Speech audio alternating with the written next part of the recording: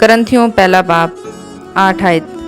पहली आयत से बुतों की कुर्बानियों की ज़ियाफ़तों के बारे में तालीम। अब बुतों की कुर्बानियों की बाबत ये इल्म है, हम जानते हैं कि हम सब इल्म रखते हैं। इल्म गरूर पैदा करता है, लेकिन मोहब्बत तरक्की का बायस है।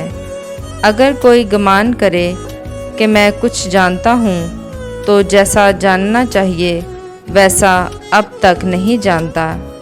लेकिन जो कोई खुदा से मोहब्बत रखता है, उसको खुदा पहचानता है।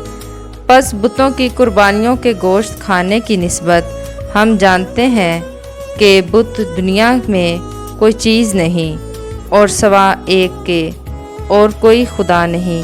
अगरचा आसमान और ज़मीन में बहुत से खुदा कहलाते हैं, चुनाचा बथेरे खुदा और बथेरे खुदावंद हैं, लेकिन हमारे नज़दीक तो एक ही खुदा है, यानी बाप, जिसकी तरफ से सब चीज़ें हैं और हम उसी के लिए हैं। और एक ही खुदावंद है, यानी यीशु मसीह, जिसके वसीला से सब चीज़ें मौजूद हुईं और हम भी उसी के वसीला से हैं। लेकिन सबको ये इल्म नहीं, बल्कि बास तो अब तक बुत परस्ती की आदत है, इसलिए उस गोश्त को बुत की कुर्बानी जानकर खाते हैं और उनका दिल चूँकि कमज़ोर है, आलूदा हो जाता है।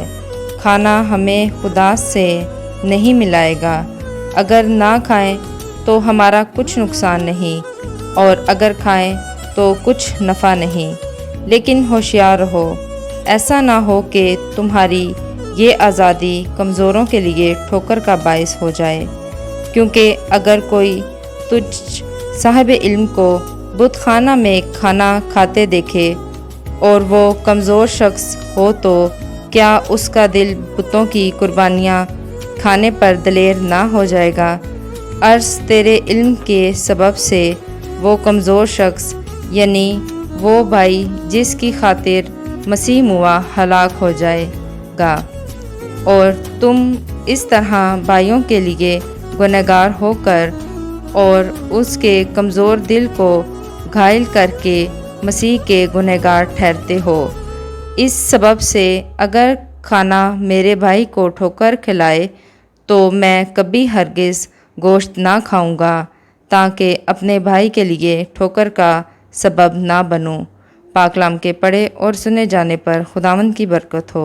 आमीन।